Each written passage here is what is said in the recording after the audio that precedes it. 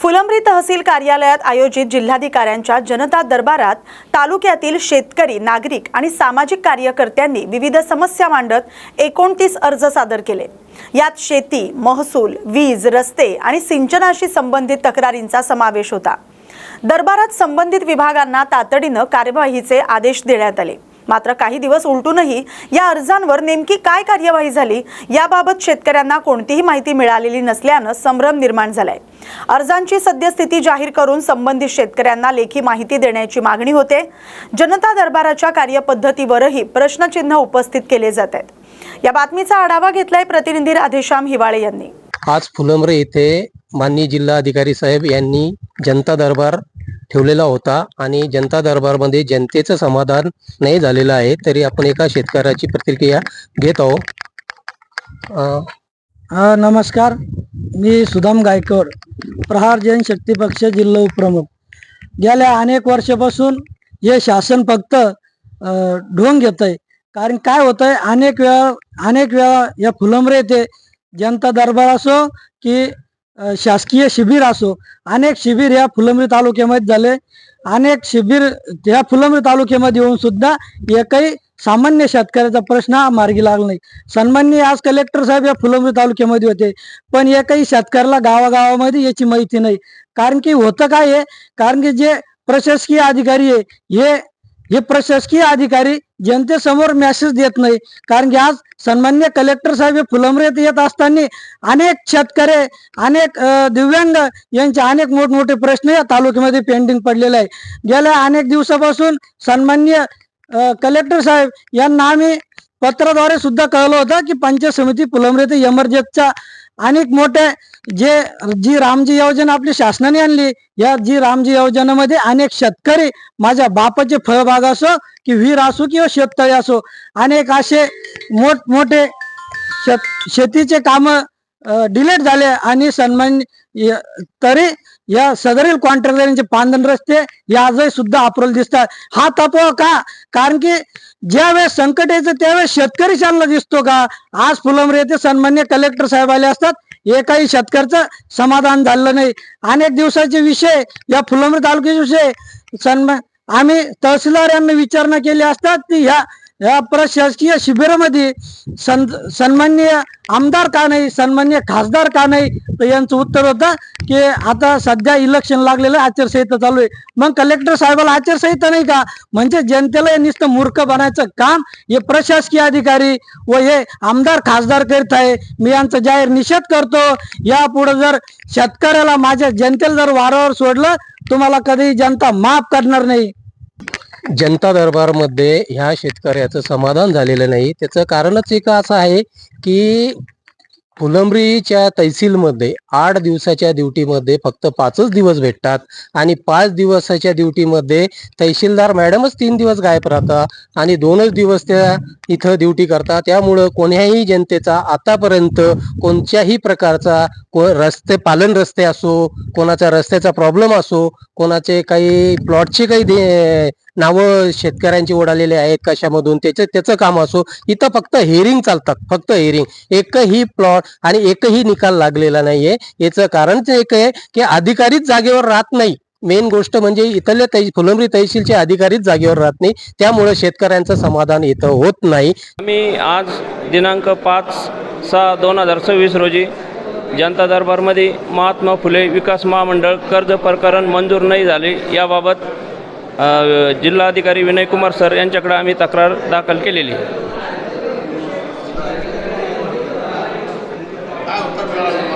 जिल्हाधिकारी सरांनी त्यावर संबंधित डिपार्टमेंटला आम्ही बोलू असं त्यावर जिल्हाधिकारी सरांनी सांगितलं। गेल्या 2 वर्षापासून महात्मा फुले विकास महामंडळाला शासन निधी देत नाही, त्यामुळे जिल्ह्यातील 1400च्या वर फायली मंजुरीच्या प्रतीक्षेत आहे। तरी माझी शासनाला विनंती राहील की सदर कर्ज प्रकरणाचा विषय तात्काळ निकाली काढावा अशी मागणी। समाधान ज्यावेळेस आमचं कर्ज मंजूर होईल त्यावेळेसच आमचं समाधान होईल सर। माझं नाव आनंद गौतम बनकर, राहणार जातवा, पोस्ट अंधारी, तालुका फुलंब्री, जिल्हा छत्रपती संभाजीनगर। आम्हाला भाऊ नसून आम्ही 5 बहिणी आहे। आमचे आईवडील म्हातारे, त्याचा गैरफायदा घेऊन चुलत भाऊ आम्हाला खूप त्रास देत आहे. आम्ही ते 2013 पासून हे मॅटर चालू आहे. आम्ही पोलीस स्टेशनला गेलो असता तिथे सांगता हे मॅटर तुमचं म्हणजे आमच्याकडं नाही आहे, तुम्ही कोर्टात जा. कोर्ट आम्हाला म्हणजे तहसीलला बी आम्ही भरपूर वेळेस अर्ज दिले, पण आमचं म्हणजे आम्हाला न्यायच नाही मिळाला कुठंच. आणि ते अर्जसुद्धा आमच्याजवळ आज बी आहे. जिल्हा गणोरी गणोरी गावचे गट नंबर 525 आहे. शेती म्हणजे चौघं भाऊ माझे वडील धरून 4 जण आहे. तर 4 भावाला सारख्या वाटणे माझ्या वडिलांनी वाटून दिलेले आहे. पहिले माझे वडील समजा पहिले ती भांडून माझ्या वडिलाच्या नावावर झाली ती जमीन. तर ती सगळी एक समजा सगळ्यांना 12-12 गुंठे जमीन आणि रेकॉर्ड आहे किती गो 74 गुंठे रेकॉर्ड आहे. जमीन आहे 12-12 गुंठे. सगळ्यांना 12 गुंठे माझ्या वडिलांनी वाटून दिली, पण रेकॉर्डला 18 गुंठे असल्यामुळे ते म्हणे आम्हाला रेकॉर्ड बी पाहिजे. तर मग 18 गुंठे सगळ्यांच्या नावावर आहे. माझ्या वडिलाच्या नावावर बी 25 गुंठे, पण माझ्या वडिलांनाही 25 गुंठे जमीन नाही, फक्त 12 चौघांना बी. पण चुलत भाऊ आमच्या मागे लागला. म्हणजे आम्ही त्या शेतात गेलो असता डायरेक्ट तो कुऱ्हाड कोयते घेऊन मारतो.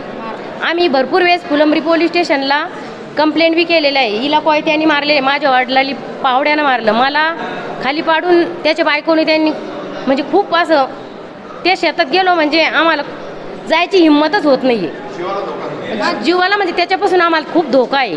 आणि भाऊ नाही आहे आम्हाला. भाऊ नसल्यामुळं हा माणूस आम्हाला त्रास देत आहे. आम्ही 5 बहिणी असून आम्ही दोघी आमच्या आईवडिलांचा सांभाळ करतो. मी म्हणजे मला गावातच दिलेला असल्यामुळं तो त्रास द्यायला लागला, तेव्हापासून मी माझ्या आईवडिलाकडे राहायला आलो त्यांना सांभाळायला. तक्रार घ्यायला गेलो असता ते डायरेक्ट नाही म्हणतात, तात्पुरती घेता होती आणि एक परत जे येतेच ते म्हणतो पोलीस स्टेशनला जा, कुठे जा, माझं सगळं माझंच आहे.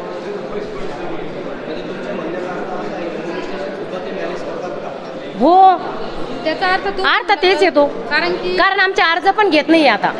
माझ्याकडे SDMचा निकाल असताना मी तिथे गेले असता ते म्हणत्या तुम्ही कोर्टात जा. हो, अर्ज दिलेले आहे. आलो होतो, अर्ज पण दिलेले आहे. तहसीलमध्ये आले की म्हणते पोलीस स्टेशनचं काम आहे. पोलीस स्टेशनमध्ये गेले की म्हणते तुमचं शेती मॅटर आहे, हे आमच्याकडे नाही आहे, कोर्टात जा तुम्ही, असं सांगता. हो, ते म्हणाले की आम्ही तुम्हाला प्रोटेक्शन देतो. पोलीस प्रोटेक्शन आम्हाला मिळायलाच पाहिजे आणि आम्हाला न्याय मिळालाच पाहिजे, कारण आम्हाला खूप त्रास आहे. म्हणजे ही माझी बहीण गावात जर जात असली तर तो हिच्या बी मागे लागतो. आणि माझ्यासुद्धा लागले रेकॉर्डिंग आहे माझ्याजवळ, व्हिडिओ शूटिंग आहे, सगळं काही. मला हीच अपेक्षा आहे का आम्हाला न्याय मिळाला. हा माणसापासून आम्हाला जन्मभर धोका आहे. कारण आमचं काही बी झालं, माझ्या आईवडिलाचं किंवा आमच्या 5 बहिणीचं, आमच्या मुलांचं, तर आम्ही त्याचंच नाव घेऊ. आज आमचा सामायिक रस्ता डोंगरगाव ते पाथरी शिवरस्त्याचं आमचं अडवणूक झाली होती रस्त्याची. आम्ही लोकवर्गणीमधून मुरुम टाकला. तिथे एक 7 महिन्यापासून तहसील कार्यालयाला अर्ज देऊन सुद्धा आजपर्यंत कारवाई झाली नव्हती. म्हणून आम्ही तर लोकवर्गणी केली आणि आजूबाजूच्या विहिरीवरला मुरुम आणून तिथे टाकला, पण शेतकऱ्यांनी तो अडवला. म्हणून शासकीय मोजणी व्हावी आणि हद्द कायम करून आमचा शिवरस्ता मोकळा व्हावा, यासाठी आम्ही इकडं आलो होतो. पाथरी, तालुका फुलंब्री, जिल्हा छत्रपती संभाजीनगर. माझं नाव गणेश भगवान जाधव. आम्ही शेतीवाले आज तर इकडे 15-20 जण निवेदन घेऊन आलो होतो, पण 100-1 लोक आहे त्या रस्त्याने जाणारे येणारे. शिवरस्ता आहे. अर्ज दिला होता 7 महिन्यापूर्वी, काहीच उत्तर नाही मिळाले. आज जिल्हाधिकारी साहेबांसमोर आलो, त्यांनी सांगितलं की बुधवारपर्यंत मोजणी होईल तुमच्यावाली. मोजणीच्या अधिकाऱ्यांना पण त्यांनी जागेवर सांगितलं, पत्र दिलं की बाबा यांची सरकारी मोजणी बिनाशुल्क आकारण्यात यावी. हो, आजपर्यंत मिळाले आता, पण पुढे बघू आता होतंय की नाही होतं. तिरोडा तालुक्यात मातोश्री पाणंद रस्ता योजनेअंतर्गत सुरू असलेल्या खडीकरण कामांमध्ये निकृष्ट दर्जाचं साहित्य वापरलं जात असल्याचा आणि भ्रष्टाचाराचा आरोप करण्यात आलाय. या प्रकरणाची उच्चस्तरीय चौकशी करण्यात यावी अशी मागणी गोंदिया जिल्हा पत्रकार संरक्षण समितीनं उपविभागीय अधिकारी आणि तहसीलदार यांना दिलेल्या निवेदनातून केली आहे. निवेदनात कामांची मोजमापन पुस्तिका आणि देयकं थांबवून दोषी कंत्राटदार आणि अधिकाऱ्यांवर कारवाई करण्याची मागणी करण्यात आली। निकृष्ट कामामुळे पहिल्याच पावसाळ्यात रस्ते खराब होण्याची शक्यता आहे। शासकीय निधीचा अपव्यय होण्याचा धोका असल्याचा आरोपही करण्यात आलाय। या प्रकरणी प्रशासनानं तातडीनं चौकशी करून कठोर कारवाई करावी अशी मागणी करण्यात आली। जागतिक पर्यावरण दिनानिमित्त फुलंब्री तालुक्यातील मुर्शिदाबाद वाडी इथं वृक्षारोपण कार्यक्रम उत्साहात पार पडला। यावेळी छत्रपती संभाजीनगरचे जिल्हाधिकारी विनय गौडा आणि जिल्हा परिषदेचे अतिरिक्त मुख्य कार्यकारी अधिकारी वासुदेव सोळंके यांच्या हस्ते वृक्षारोपण करण्यात आलं। ग्रामपंचायत आणि जिल्हा परिषद प्राथमिक शाळेच्या परिसरात झालेल्या या उपक्रमातून पर्यावरण संवर्धनाचा संदेश देत अधिकाधिक वृक्ष लागवडीचं आवाहन करण्यात आले। या निमित्तानं विविध शासकीय योजनांच्या अंमलबजावणीचा आणि विकास कामांचा आढावाही घेण्यात आला। विकास कामं गुणवत्तापूर्ण आणि वेळेत पूर्ण करण्याच्या सूचना संबंधित विभागांना देण्यात आल्या। कार्यक्रमाला विविध विभागांचे अधिकारी, ग्रामपंचायत पदाधिकारी आणि कर्मचारी मोठ्या संख्येने उपस्थित होते। फुलंब्री तालुक्यातील बाबरा ग्रामपंचायत इथं शिवराज्याभिषेक स्थापना दिन उत्साहपूर्ण वातावरणात साजरा करण्यात आलाय। यावेळी छत्रपती शिवाजी महाराजांच्या विचारांना अभिवादन करत त्यांच्या कार्याचा गौरव करण्यात आला। ग्रामपंचायतीच्या सरपंच यमुनाबाई प्रभाकर वाघ यांच्या प्रमुख उपस्थितीत झालेल्या या कार्यक्रमात शिवरायांच्या प्रतिमेचं पूजन करून अभिवादन करण्यात आलं। उपस्थित मान्यवरांनी स्वराज्य, शौर्य, राष्ट्रप्रेम आणि सामाजिक बांधिलकीचा वारसा पुढील पिढीपर्यंत पोहोचवण्याचा संकल्प व्यक्त केलाय। कार्यक्रमाला गावातील नागरिक, शिवप्रेमी आणि विविध क्षेत्रातील मान्यवर मोठ्या संख्येने उपस्थित होते। शिवप्रेम आणि भक्तिभावाच्या वातावरणात हा सोहळा संपन्न झाला। लोणार तालुक्यातील पांगराडोळे इथं महाराष्ट्र नवनिर्माण सेनेच्या वतीनं विविध प्रलंबित मागण्यांसाठी आमरण उपोषण सुरू करण्यात आले। मनसे तालुका अध्यक्ष आकाश चाटे यांच्या नेतृत्वाखाली ग्रामपंचायत कार्यालयासमोर हे आंदोलन सुरू आहे। लोणार रायगाव रस्त्याचं काम तातडीनं सुरू करावं, कामात दिरंगाई करणाऱ्या ठेकेदारावर कारवाई करावी, तसंच आंबोरा रस्त्यावरील पावसाच्या पाण्याचा निचरा करण्यासाठी नाला खोदावा, या प्रमुख मागण्यांसाठी उपोषण करण्यात येते। प्रशासनानं तातडीनं दखल घेऊन मागण्या मान्य कराव्यात, अन्यथा आंदोलन अधिक तीव्र करण्यात येईल असा इशारा आंदोलनकर्त्यांनी दिलाय। या बातमीचा आढावा घेतलाय प्रतिनिधी रघुनाथ आघाव यांनी। नमस्कार, मी सध्या आहे लोणार तालुक्यातील पांगराडोळे या ठिकाणी आणि या ठिकाणी महाराष्ट्र नवनिर्माण सेनेचे तालुका अध्यक्ष आकाश चाटे हे उपोषणाला बसलेत। आपण त्यांच्याकडून हे नेमकं त्यांनी उपोषणाचा मार्ग का अवलंबवलाय, त्यांच्या मागण्या काय आहेत हे जाणून घेणार आहोत। आपण जे आंदोलन सुरू केले, उपोषण सुरू केलं या ठिकाणी, नेमक्या तुमच्या प्रमुख मागण्या काय आहेत? आमची प्रथम मागणी आहे लोणार ते रायगाव रस्ता लवकरात लवकर सुरू करून त्याचं काम पूर्ण करावं। दुसरी अशी मागणी आहे की ज्या कंत्राटदारानं गेले या रस्त्याचं काम करण्यासाठी 2-3 वर्ष लावले, अशा निष्काळजी कंत्राटदारावर फौजदारी गुन्हे दाखल करावे। नेमक्या या रस्त्यानं अडचणी काय येतात? अडचणी मोठमोठे खड्डे पडलेले आहेत, रस्त्याच्या साईडला साईड पट्टे नाही आहेत, गाड्या स्लिप होऊन लोकांचे ॲक्सिडेंट होतात, जनतेचे ॲक्सिडेंट होत आहेत। मागे 2-3 जणांचे या रस्त्यामुळे प्राण गेलेले आहेत। अशा बऱ्याचशा अडचणी जनतेला समोर आहेत आणि रस्त्यावरती अपघात पण चालूच आहेत। 8 दिवसाला महिन्यातून 2-3 अपघात या रोडवरती होतच राहतात। आणखी मागण्या काय? आणखी मागण्या आमच्या अशा आहेत की जांभोरा शिवारातून वारंवार पाणी पांगराडोळे गावात घुसतंय आणि लोकांच्या घरामध्ये जाऊन त्रास लोकांना सहन करावा लागतो। ते पाण्याची विल्हेवाट प्रशासनाने लावावी, जेणेकरून जनतेचं नुकसान होणार नाही। हे होते आकाश चाटे आणि त्यांनी हे जे उपोषण सुरू केलंय पांगराडोळे रायगाव रस्ता या ठिकाणी, त्यांचं म्हणणं आहे की आठवड्याला या ठिकाणी एक अपघात होतोय आणि या ठिकाणी 4-5 अशी या रस्त्याने या 2-3 वर्षामध्ये बळी गेलेले आहेत आणि याकडं शासनाचं संपूर्णपणे दुर्लक्ष आहे आणि त्या दुर्लक्षामुळं संबंधित कंत्राटदारानं हा जो रस्ता बनवलाय त्याच्यावर फौजदारी गुन्हा दाखल करण्याची मागणी त्यांनी केली आहे आणि परत गावामध्ये जे आंबोरा शिवारातून पाणी येतंय त्या पाण्याचा व्यवस्थित विल्हेवाट लावण्याची मागणी त्यांनी केली आणि त्यांच्या या मागण्याकडं आता सर्वांचं लक्ष लागलंय की प्रशासन काय हालचाली करतंय, त्यांच्या उपोषणाची काय दखल घेतंय। रघुनाथ आगाव, न्यूज मराठी 24/7, लोणार, बुलढाणा। जागतिक पर्यावरण दिनानिमित्त नांदेड वाघाळा महानगरपालिका, गुरुद्वारा लंगर साहिब, वृक्षमित्र फाउंडेशन आणि विविध सामाजिक संस्थांच्या वतीनं शहरातील अनेक भागात वृक्षारोपण करण्यात आलं। पर्यावरण संवर्धनाचा संदेश देत नागरिकांनी देखील या उपक्रमात उत्स्फूर्त सहभाग नोंदवला। वृक्षमित्र फाउंडेशनच्या पदाधिकाऱ्यांनी वाढतं तापमान आणि पर्यावरणाचा ऱ्हास रोखण्यासाठी वृक्षारोपण ही काळाची गरज असल्याचं सांगितलंय। दरम्यान महापालिका आयुक्त डॉक्टर महेश कुमार डोईफोडे यांनी नागरिकांना वृक्षारोपण मोहिमेत सहभागी होण्याचं आवाहन केलं। यावर्षी महानगरपालिकेच्या वतीनं तब्बल 18,000 झाडं लावण्याचा संकल्प करण्यात आला। शहर अधिक हिरवगार करण्यासाठी विविध उपक्रम राबवण्यात येणार आहेत। पर्यावरण दिनाच्या निमित्ताने आज आपण विसावा उद्यान या ठिकाणी वृक्षारोपणाचा कार्यक्रम हाती घेतलेला आहे। त्यामध्ये आपले सर्व स्थायी क्षेत्रीय कार्यालय, त्यासोबतच शहरातील 16 NGO या कार्यक्रमामध्ये सहभागी झालेले आहेत। महापालिकेने यावर्षी एकूण 18,000 झाडांचं लावण्याचं नियोजन केलेलं आहे। त्यासाठी महापालिकेसोबतच नागरिकांचा सक्रिय सहभाग असणे आवश्यक आहे।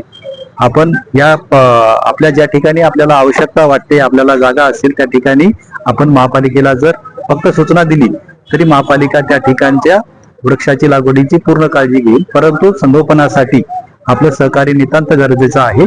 आपलं नांदेड शहर हरित करण्यासाठी महापालिकेसोबतच नागरिकांनी सक्रिय सहभाग नोंदवावा असं मी आवाहन करतो।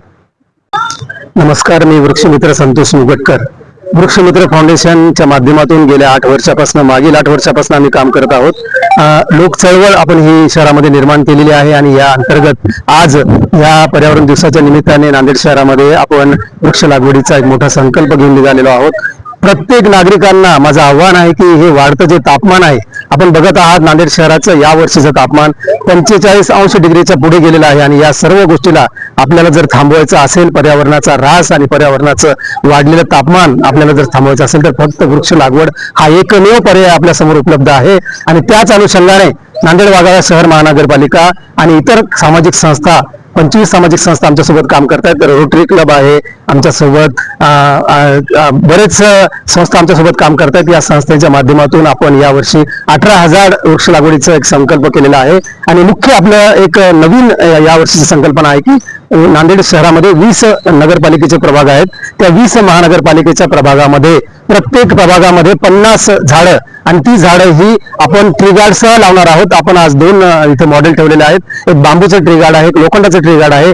3 ट्री गार्ड आपण नागरिकांकडून घेणार आहोत। नागरिकांचा सहभाग अत्यंत महत्वाचा आहे आणि त्यासाठी खड्डा आणि लागणारं जे इतर साहित्य आहे ते महानगरपालिकेकडून करण्यात येणार आहे।